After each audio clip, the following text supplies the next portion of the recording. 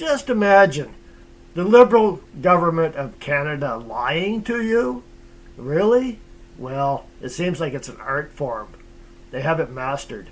We'll go back into the 90s and we'll move ahead from there and see how it has, the art of lying has improved over the decades.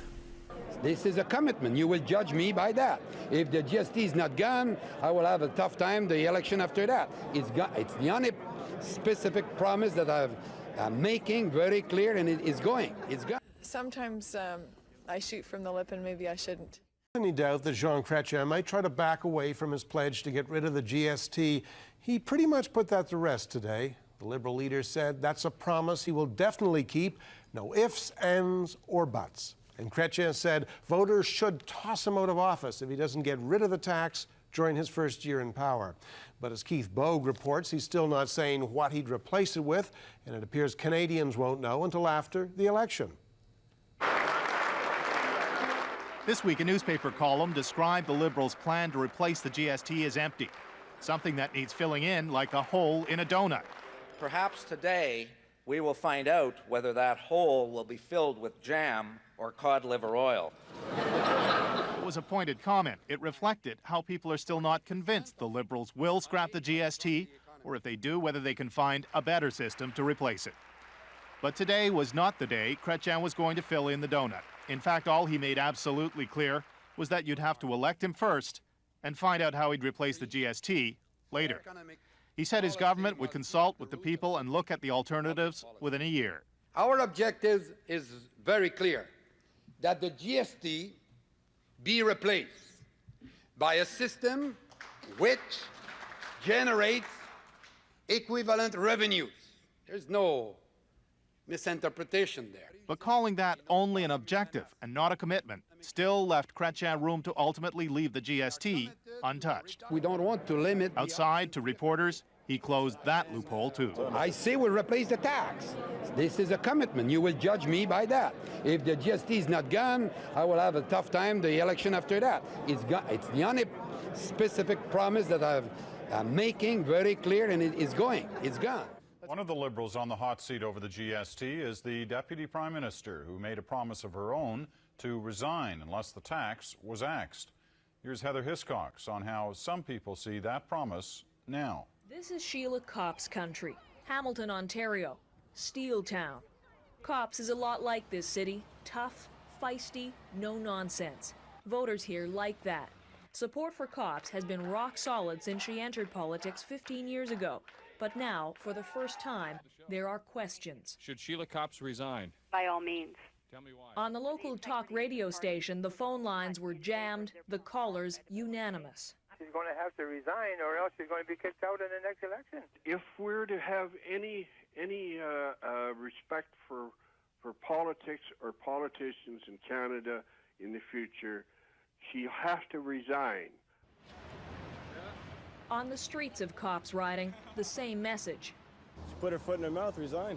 This is what's coming back to haunt the Deputy Prime Minister, a promise she made in the heat of the last election campaign. Personally and very directly that if the GST is not abolished, I'll resign. This is not perfection.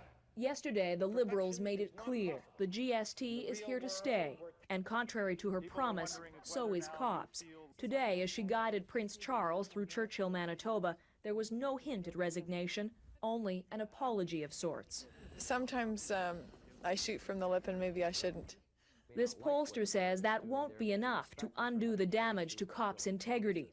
In a day and age of hypocrisy and cynicism, when a politician stands up and for principles says what they are going to do and doesn't go through with, I mean, the public will hold them with some measure of contempt. The GST is the great Satan of taxes. According to this editorial writer, Kopp's is caught in a dilemma. Whether she would ever get defeated if there was an election tomorrow on that, I wouldn't bet on that, frankly, but clearly she's been hurt. Still, not every voter has jumped off the Kopp's bandwagon. To lose her, we lose too much. Sheila Kopp's will be hoping that's the majority view, that voters here remember her record and not her promise to resign. Heather Hiscox, CBC News, Hamilton, Ontario. Good evening. There is turmoil at the top tonight. Jean Chretien's government jolted by the resignation of Deputy Prime Minister Sheila Kopp's. She toughed it out for more than a week, vowed to stay on, then suddenly decided she could no longer live with her broken promise on the GST. We begin tonight with our chief political correspondent, Jason Moskowitz. To know Sheila Copps is to know how much she loves politics, the degree to which she is consumed by politics. To know Sheila Copps is to know she sees herself as a future leader of the Liberal Party. My father used to say that there were two elements to public life that were critical: honesty and hard work. And I think I've worked hard to sustain my honesty, and I want to keep that. Winning back her Hamilton riding may be the easy part compared to re-establishing her credentials as a major player in national politics. And you have to figure Copps knows that better than anyone. Monday of this week, I was at the bank machine, and it was probably the first time in my political career that I wasn't able to look somebody straight in the eye. And for me, it's important that I can look Canadians straight in the eye, and I think that the only way to clear the air is to step down and put my fate in the hands of the people. When politicians resign on matters of principle, there is often happiness, even a lightheadedness.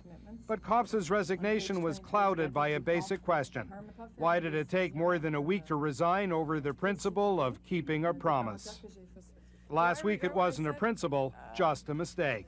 Sometimes I shoot from the lip and maybe I shouldn't. At a weekend meeting of her party, she was still committed to riding out the storm. No, I don't make my decisions based on editorials. I make them based on conscience. Today, Copps saw things very differently. I gave my word, and I think it's important for the people of Hamilton East that I keep it. She gave her word in the election campaign she would resign if the GST was not abolished. I think you've got to be accountable on the things that you say you're going to do, and you have to deliver. The GST was not abolished. She has resigned. But she wants back into government as soon as possible. And she no longer believes the Liberals should abolish the GST. The GST is moving ahead on harmonization as per the Red Book. And I certainly don't intend to run against the government. But the commitment we've made to the public is we want to get rid of the GST. The Prime Minister used to talk about abolishing the GST, and he was well aware of Copps' dilemma. Sources insist Chretien never asked for Copps' resignation. He believed the government would survive the controversy. But in personal terms, she felt her position was untenable. They met twice yesterday, talked on the phone last night, again this morning. Copps insisted she had to go. I've always been a straight shooter, and I'd like to keep it that way. And I'm prepared to put it all on the line. For 2.5 years, the Prime Minister boasted he never lost a minister to scandal or controversy. But now he's not only lost a minister, he's lost the Deputy Prime Minister. And the issue which led to her resignation directly touches the Prime Minister. The GST promise, the promise that keeps coming back to haunt the Liberals. Sheila Copps rolled the dice on her political career, risking not just her seat in Parliament, but her job as a cabinet minister and Deputy Prime Minister. Tonight, that risk paid off. Our chief political correspondent, Jason Moskowitz, is in Hamilton. How are you? Fine, thanks. How are you? Good. For Sheila Copps, it was the end of a campaign like no other she's ever fought. This one was almost exclusively about her, about a GST promise she can only wish she hadn't made. Always fully expected to win, coming out on top was only part of this by-election. The other key part is whether Copps would return to the Commons, damaged by the experience. Is it a clean slate? Did you wake up tomorrow morning and it was like, not that nothing ever happened, but that Sheila Copps continues with her career without any marks or with any scars from this? I don't anticipate. I mean, I think the pundits and the pollsters will draw whatever conclusions that they want. I think the people of Hamilton East are the ones who draw the conclusion tonight, and we'll see what their conclusion is. I'm not thinking about tomorrow morning, I'm thinking about tonight. Copps says she knocked on 32,000 doors. This was about working as hard as she could to prove she wasn't taking the hometown people of Hamilton for granted. But not everyone in this city felt Copps was worthy of their automatic vote. Even some people who claimed to be Liberals said today they would vote for someone else. Well, I think that the Liberals' original platform to get rid of the GST should have been followed through. And in light of that, I just couldn't vote Liberal. It's very discouraging when you place a vote with somebody, you have your faith in them and think that they're going to do what they say they're going to do, and then when they get in, it's a totally different scene. So, Copps herself never expected to win the big majority she chalked up in 1993. But as the results started to come in this evening, it was clear she was in the lead and that she would be on her way back to Ottawa. In 1993, Sheila Copps got 67% of the vote in this riding. She's not getting that high this evening, but she's running over 50%, and that's a pretty impressive win in this by-election. Peter? Jason, what happens to Sheila Copps now?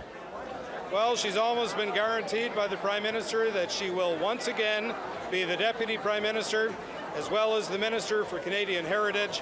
Let's remember that the Prime Minister only filled that job on a temporary basis, and he has been waiting for the return of Sheila Copps. Briefly, does this result give the Liberals a chance to get the GST thing off their back? Well, that's a big thing to get off the Liberals' back, but again, Peter, the win here in Sheila Copps' hometown, where she is very popular, has been an impressive win with over 50% of the vote. Jason Moskowitz reporting to us tonight from Hamilton. Prime Minister Jean Chretien, thank you so much for joining us this evening. My pleasure. You gave a barn burner of a speech on a night with a landslide win for Mark Carney. What are you thinking about as the Liberal Party goes forward from this night with a new leader? Oh, I think that Canada is in good shape.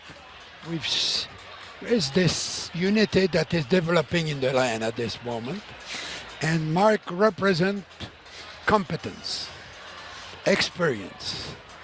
And we have a big fight on our end, but united, people will feel comfortable with him, and we're all together basically. We might have differences locally and so on, but on the major problem we face, we'll all be united. And Mark will do a very good job because of his experience. It's very important in public life. One of the advantages I had was I had been 30 years, in Parliament, and 20 years in the cabinet before I became the Prime Minister. So, it was make life a bit easier. And I'm very optimistic, and there was a great gathering, a lot of young people, a lot of energy and so on, so I feel pretty good tonight. What advice do you have for Mr. Carney as he heads into this election against Pierre Poilievre and dealing with Donald Trump? He will do his best. He's a hard-working guy. He has a lot of experience and a lot of judgment, and he will do his best. And I know that he will consult people that he thinks will be able to help him, and it's what he was asking the people tonight. And I'm very confident that he will be a very good Prime Minister for Canada. That didn't age well, did it? Well, he's definitely not a great Prime Minister. Can't even find the guy. Nobody wants to talk to him. Been on holidays since he's been elected. He's hiding out. He's doing the Trudeau. He turtles. Every time the heat gets on, he disappears, goes into his shell. God help us. Oh, Canada. Why do people vote for these people? I will never understand the Liberal mindset. I don't even try. Bye for now.